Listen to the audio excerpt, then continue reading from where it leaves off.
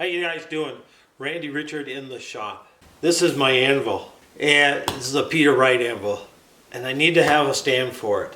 It's actually sitting on the stand. This video is about making this anvil stand. I hope you stick around and watch the video. It has a handle, has wheels.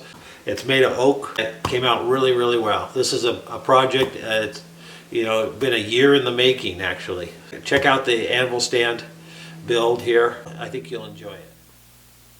Okay, what I'm doing here is I've cold formed a band. This is a 2" by 1/8" bar stock, and we're going to cut this, leave a gap, and I'm going to put a tensioning device in. This will be the top band, and we'll be attaching some other stuff to it. There's my phone again. I need to turn that off. Yep, today it's almost machining. Just kidding. You guys should check out Phil's channel, Almost Machining. Good guy. He's making a cylinder square, and he probably doesn't have it in video yet. He's filming it, but it's coming out really nice. So he's pretty happy. So we're texting back and forth.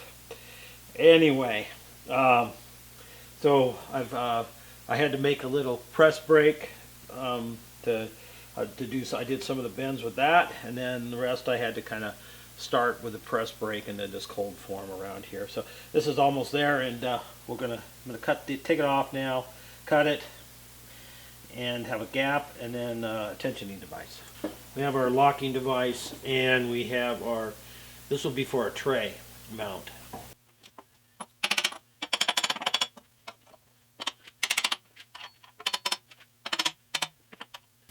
Square nut, so that will hit up against here if it needs to turn. And this is just a 1/2" socket head cap screw. Now these two over here will have a tray out here, and so I can just easily put the tray on and off. We'll just have pins that drop in there. And it's just perfect.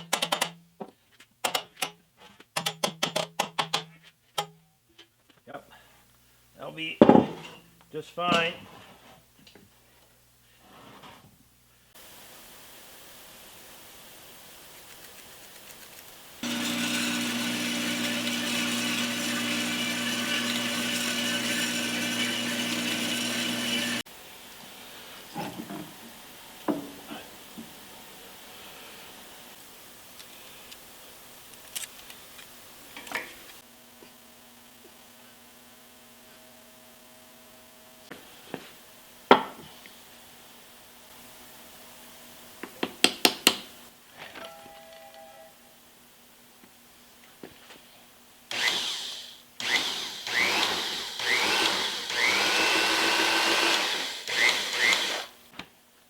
Put a handle on and made it a lot easier.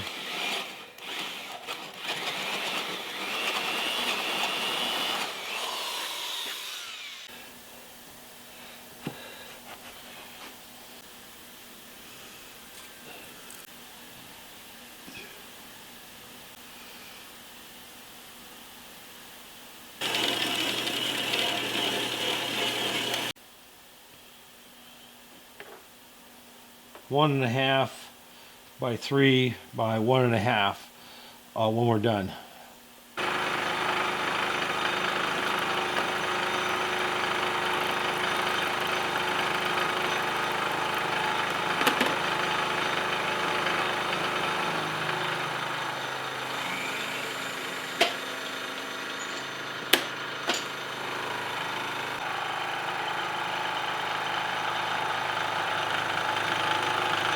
Flip it over and do the same thing.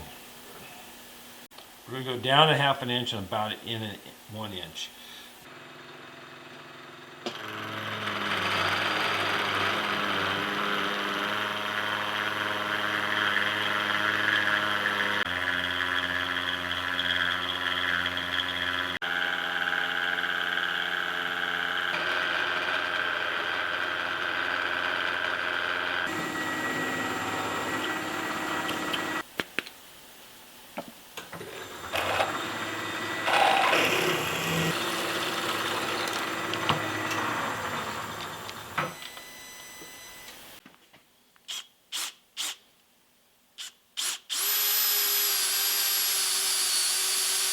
threaded inserts.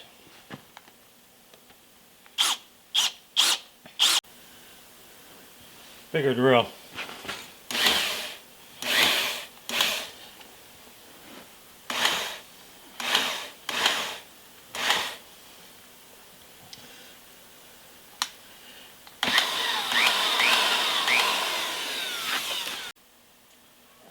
All right, these clamps are ready to go.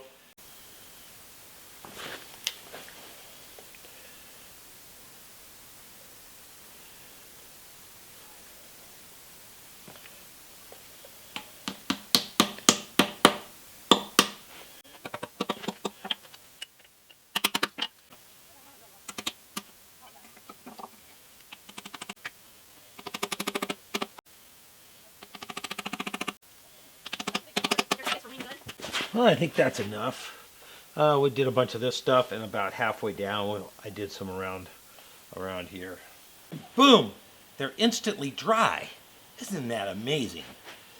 I already cut one off and kind of sanded. So we're going to cut all the rest off, trim them up. We're going to sand.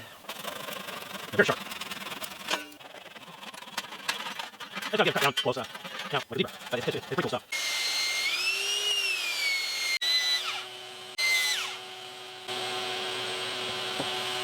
That was 80 grit on the belt sander. Kind of cool, filling those in like that. I probably should have done them all, but the anvil's going to cover most of this. So,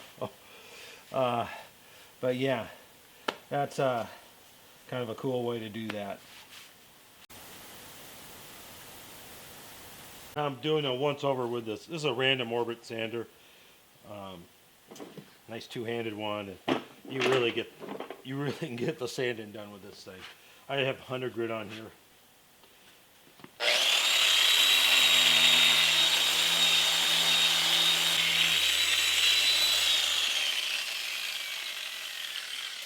Pretty much ready to go for a little more work here.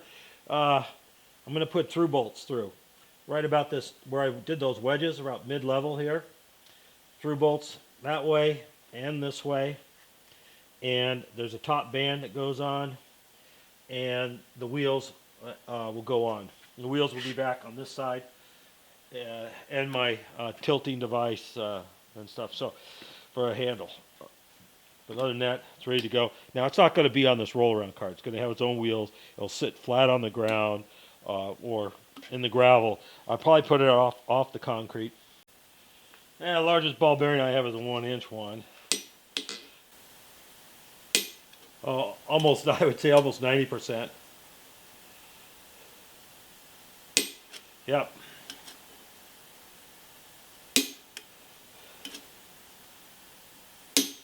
Sounds solid too. So first we're going to put a countersink in, 1 3/4 diameter by about, this is 3/4 of an inch, so maybe a little bit more than that, maybe 7/8. 3/4 would be just enough. That's so I can put a washer and the head of the bolt countersunk.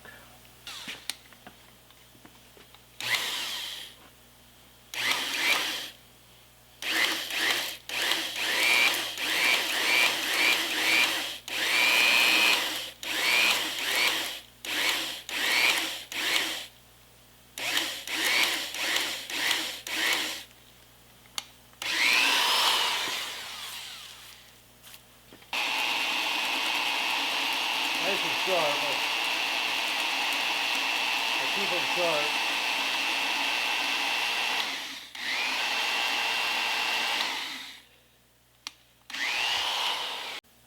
I marked it. I do not want to go all the way through the auger. I only want the tip to come out, so I have a mark where to countersink on the other side.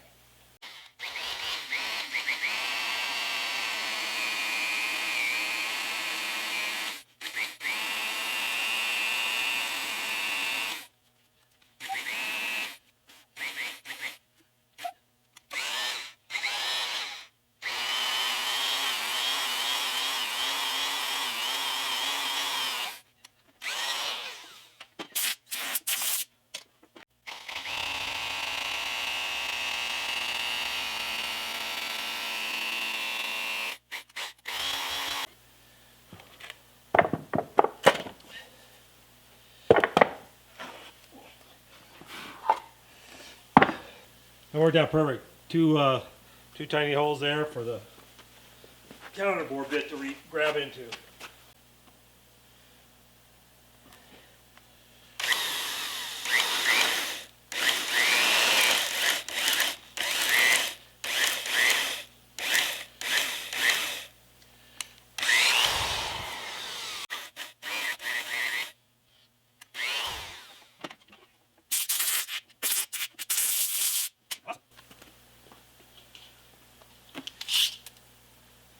Seven and a half inches down, right on the money.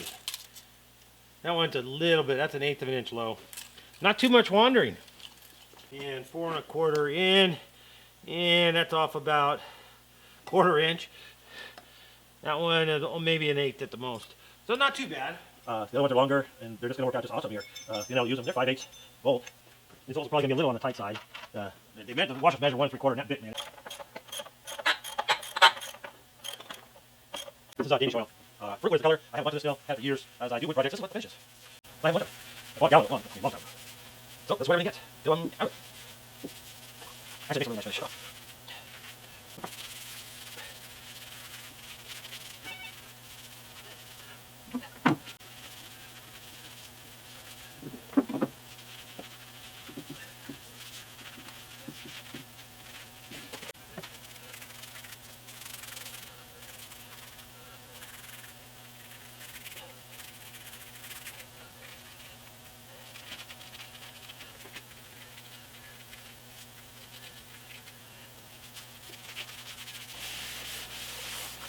Looking really nice. Looking beautiful. Little change of plans. I'm not liking this. Kind of a good idea, but I don't think they're going to be strong enough. Just the way those ones tightened up, I just don't like it. So I made these. This is made out of sucker rod, 1 inch. We're going to bore a hole and go in there so that threaded part will line up with the hole there. You drop your bolt on down and intersect that and pull that up tight. This should be really solid. Really solid. And this will be hidden behind the band that's going around there. So, let's do it. Just to let you know, this thing is heavy.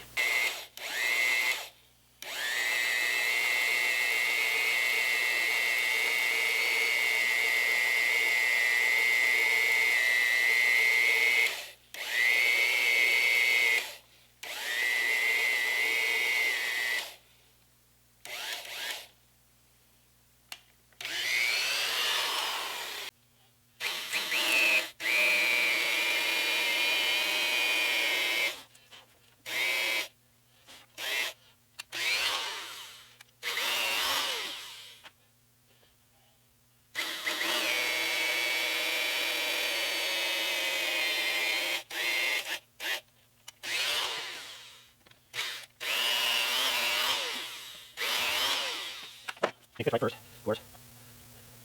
Get the gun. Modify hole. I think that's square head bolts. That's awesome. Perfect. I think it's going to work. You want to use these, probably. I've known them for like 4 years. No, 4 years, really. And I use them. You didn't use them, I think. Yeah, actually, you should be able to put all this on first and then slip the anvil under it. That's what I think I'm going to do.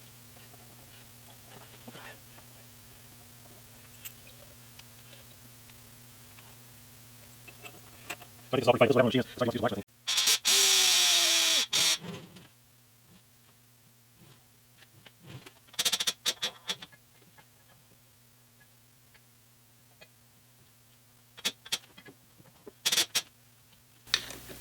I think that worked out just dandy.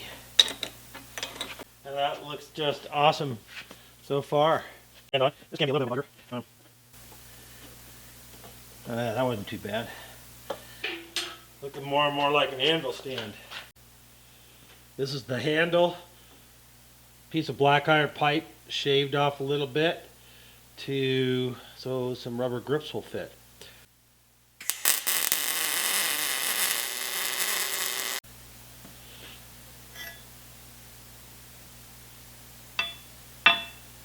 Awesome.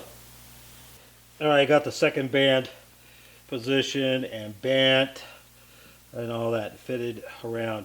I need to cut the ends, weld on my coupling pieces, and give it a paint job, but it's nice. It's all around the angled corners and such.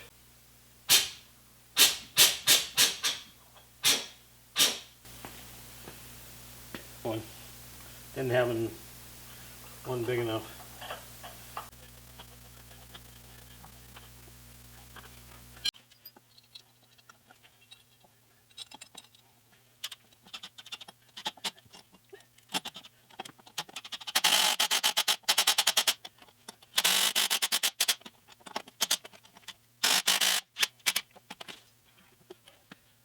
I did an added mod here to the handle, and we have this on here. This is a spring-loaded pull pin here, so this screws in here like so, and you can pull it out and it will stay out in a little pin here, and then turn it 90 degrees and it goes in, and it will engage in the handle. So that's pretty slick. My son supplied that. He had an extra one, and this is going to work out just slick. So we're going to put this back on and give it a try.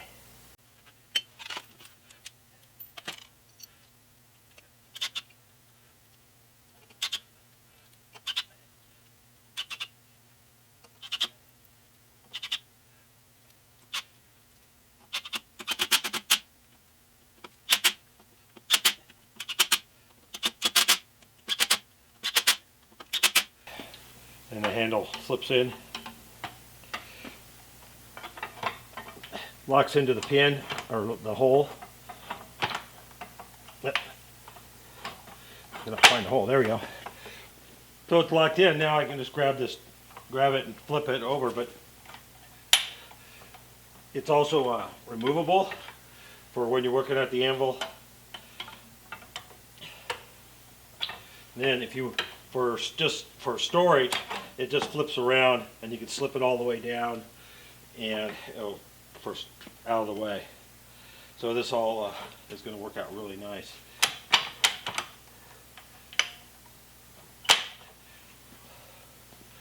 Lock it in, and it's like a hand truck. Just flip it over.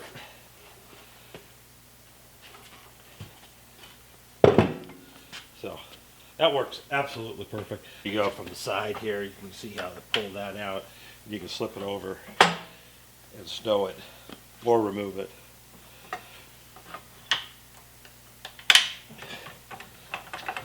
I'm going to like that. That's it for the anvil stand itself. Things in the video you did not see. You did not see the actual making of the upsetting anvil here. You saw me cut it and such, but I needed a chunk to fit it and get a location, so that's why I cut it in this video. But this one here is all heat treated and blued and very usable. So that will be in the next video. There's going to be another video after this, and about making the upsetting anvil will be in there. And I make a tray that goes on the side of the anvil. Now in this video you saw the sockets for it, they're on the other side, and about mounting it. So I make the tray for it, and we'll have the upsetting anvil in there. And so please check out the next video. Thank you for watching the whole video. I know you stuck with it. This anvil stand and anvil is going to work out really well for me here in the shop, being able to move it around and all that good. Plus it looks good. I'm just tickled pink of how nice it came out, and how easy it is to move around, and it should last a very long time. I hope so. I hope I did the anvil justice. So thank you guys. Thanks for watching. And please watch the next video on this, and we'll see you in the next one for sure. And one last thing, please check out, if you're interested in any of the tools I make dovetail cutters, 2 sizes, and I make scribes, that you can carry in your pocket and not get jabbed. And I make knockers. If you don't know what a knocker is, you'll have to check out some of the other videos. There'll be a link somewhere with this video about that, and I've made videos about how I make the scribes and make the dovetail cutters. There's videos all about that. Check out the playlist, and you can see all those. So please check them out and support the channel. That's how I support my channel, is I sell products, and those products are all made by me in my shop here. I don't have help. I'm all by myself. So that's what I do. And I hope you guys enjoyed the anvil stand though. This is awesome. Thank you. One last thing. Isn't there always one last thing?